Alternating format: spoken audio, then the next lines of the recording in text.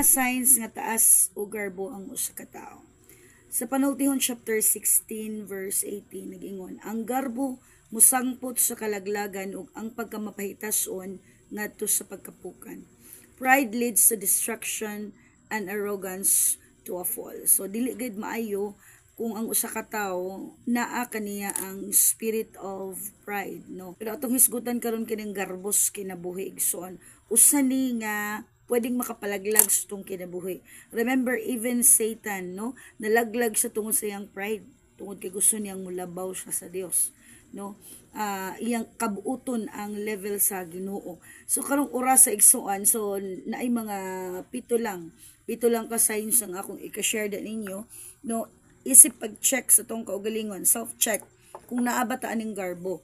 So remember, the fruit of the spirit na gihatag ni Lord is dili pride. It is humility or pagkamapausanon, no, pagpaubos, humbleness. So dapat kining pride dili gid ni siya dapat mohari kanunay sa atong kinabuhi. So naaman na siya sa atong unod, no?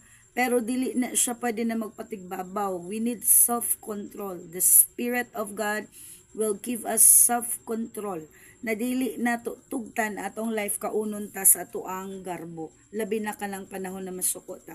So there are 7 signs, no, daghan pa gyud mga signs na makita nato atong life, ma-self-check nato nga natay garbo, but I will give you 7 things.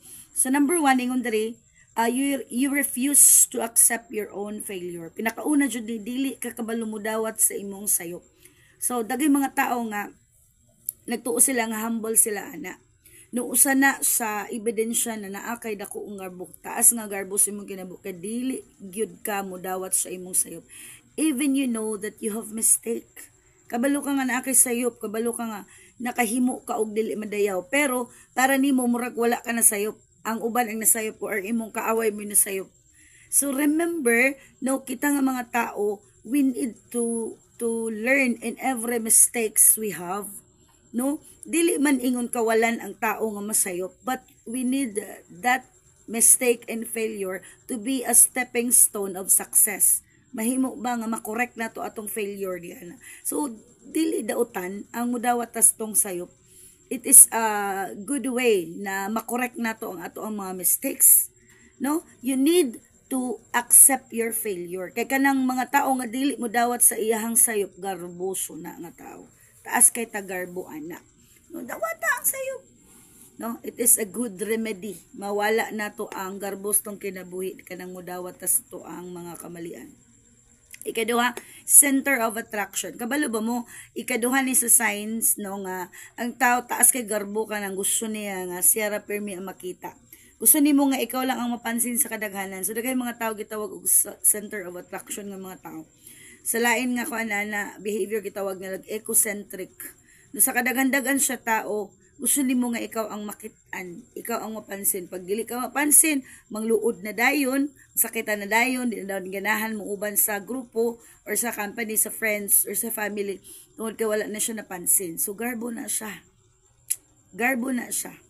So center of attraction. Number 3, no, dili ka kabalo makisama, no, sa mga low status people. So may mga tao nga grabe ka garboso lang nga piliun niya ang tao nga iyang pakisamahan, no. Example, kung kinsa ra tong dato, kung kinsa ra toy mga elite people, kanang mga ilado, no. Pero kanang mga pobre ra taon, mga uyamot, dili ka ganahan makihalubilo, dili ka ganahan makisama, di ka kabalo mo tagad. So dili nga ana ang tao nga naay Ginuos kinabuhi, no. Gabi ka taas ang garbo ni anang tawhana kung dili ka kabalo makisama sa tanan klase sa tao nga imong ma-encounter, no. Ang tao manggod nga naay Ginuos kinabuhi like Jesus kung atong lantawon, dili niya pilion ang tao nga iyahang ikahalubilo, no. Karon lahi na, no, labi na sa mga tao nga puno og garbo, pilion na jud nila ang mga tao nga ilahang pakisamahan. No, kung isa tong mga may kwarta, isa tong makikita nila nga murag makabenepisyo sila or naay makuha nila nga benepisyo, dito sila.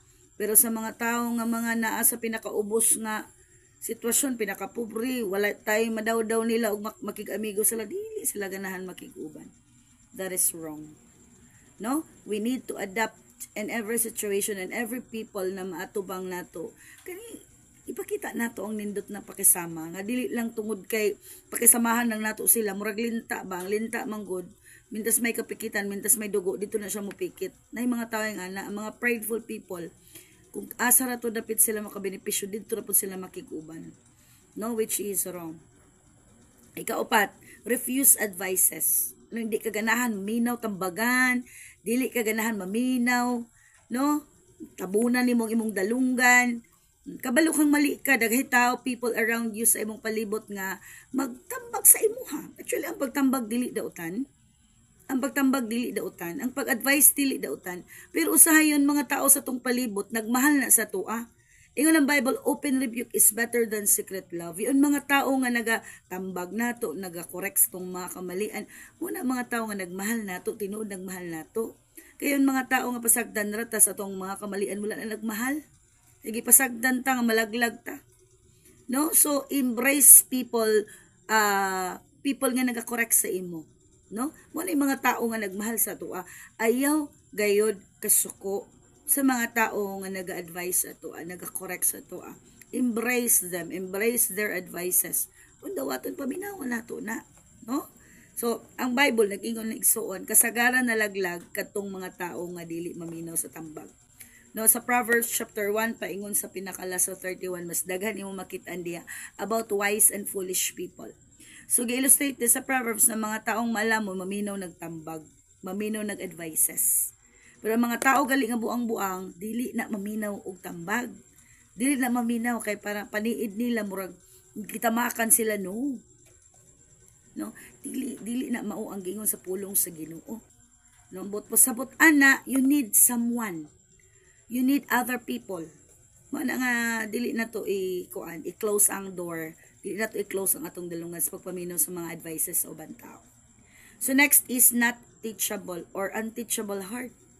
Nang di kaganahan tudluan. Di kaganahan istoryahan. No? No ipahibalo lang ang imong say, "Wa gyud, unteachable jud ka," no? Unteachable people will never progress in their life. Dili gayud na mulambo. No? Katanaw nimo ang mga successful people, they are teachable. Open kayo ilang mind, ilang heart, no? Kay yun mga tao nga nilampos mo na mga tao nga open vessel. Open heart, no? Kanang they are open for teaching, for correction, for guidance, for direction mga tao nga mulampos. Pero kung ikaw i-close gali mo ang imong dalungan sa mga tambag, samot na nga dili gyud ka magpatudlo. So mao na mga signs sa mga tao nga taas kay garbo. Dili gid na makaayo sa imong igsoon. So next is dili ka ganahan malabuan. No? You are a competitive person. Gusto mo ikaw gid mag-una. Dili ka pwede mag-ulahi. Di pud ka pwede magpapildi, competitive person. So yan mga competitive person, mga garboso na nga mga tao. Taas kay na pride. No? So dili gid pwede na sa atong life himuon na tong competition. Dagay mga tao nga na competition sa politics, competition sa school, competition sa tanan na lang situation sa iyang life, gihimo niyang competition. No, it is not about competition. No? It is about how you deal yourself. Kinahanglan dili na to iagi ang tanan natong kinabuhi, ang tanan natong ginabuhat everyday in a competition. Tungod kay ngano, pag mapildi ka, mawad-an jud kag paglaom. No, dili gid pwede kay atong life ups and downs sa baya. No, ups and down atong life and so on. But remember, sa atong mga ups na si Lord, labaw na sa atong mga downs. No? Na si Lord in every situation, every season, na si Lord wala tangigi pasagdan. But never gayud ibutang sa tong kaugalingon nga mahimong competition ang gusto nato mo daog, gusto nato mo labaw, gusto gid nato nga kita ang naa sa pinakauna. No, dili nato yaon i-practice nga kinaiya. And the last is kana ganing you don't want to serve. You don't want to work for something labi na og kanang mga pinakaubos nga posisyon, mga trabahoon na example kanang mga dili ka ganahan na kanang suguon ka manglimpyo para sa imo taas naman kung pagkatao. Example ingnon ta lang manager ka, no kanang dili ko pwede diha magkiskis ng bowl kay manager ako. O ano ba? So, imong tanawon si Lord. Remember ha, Jesus is God. And He is Rabbi at the time nga nagpakatao siya sa kalibutan no magtutudlo. Pero makita nimo si Lord nag-serve. No? Ginahugasan pa niya ang mga tiil sa mga tinunan. In order us to realize na bisan pa ang pinakaubos sa una manggod that time, at the time of Israelites, no, ang pinakaubos nga posisyon na parang ginahimo sa mga slaves kanang maghugas og tiil sa ilang mga amo pag-abot sa ilahang balay. So gihimo to ni Jesus ang pinakaubos nga trabahoon para ipakita sa mga tao nga dili dautan ang magpaubos. Mabitan na si Lord na who is great in my kingdom, who is great in the kingdom of God. No, who are the great in the kingdom of God? Kato mga tao nga paubsanon, kato mga tao nga andam serve. So mo ni ang pinakalas, no, ebidensya nga ikaw taas ka garbo, no, kanang dili ka gustong matrabaho labi na sa mga pinaka-small nga trabaho para paniid nimo murag nang liit na kao, no. Remember, dili na siya makaliit sa imuha, no. Ang mga tao nga naga-serve are servants, no. If you are a politician, you need to serve. Kung nidagan ka pagka-politiko, ang imong trabaho mo serve. From the lowest to the highest society of people. No? So, mo na siya. No? Na yung mga tao nga dili ganahan mo serve. Gusto nila nga sila lang ang serbisyuhan. Pero dili sila kabalo mag-serve. Bisan pa sa pinakaubos nga estado sa mga katauhan. No? Yung pinakaubos nga mga tao. No? We need to understand that wala ni Lord gitudlo ang pride. God rebukes pride. Kanunay niya gitudlo ang spirit of humbleness because humbleness or humility is one of the 9 fruit of the Holy Spirit. Siguro iksunda rin ako i-close. No? Nga naman pastora nga nung wala pa gid-develop sa ako ang pagpaubos or humility.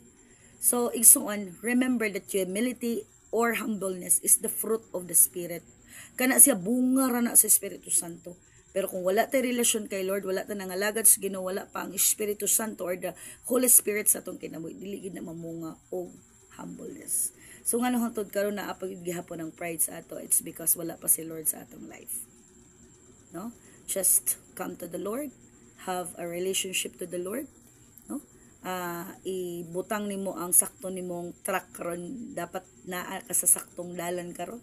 You're in a direction, a good direction. You are in the right direction with God. Kay ang tanan mo follow ra gyud. No. Nature sa tao nagay pride, but remember sa diyang naa nata kay Lord, iya gid nang ginabungkag ang pride sa atong life. Kitagaan ta niya pinaka powerful self-control. Ginadisiplina niya ang ato ang kaugalingon through the power of the Holy Spirit.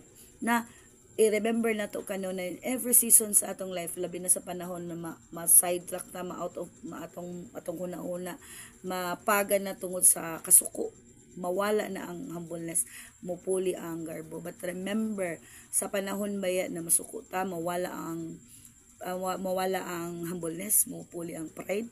Here comes si Lord kanunay magpa-remind sa ato na dili jud pwede mo lingkod ang garbo sa atong kasing-kasing. Ang atong palingkuron diri is humbleness and humility. God bless us all.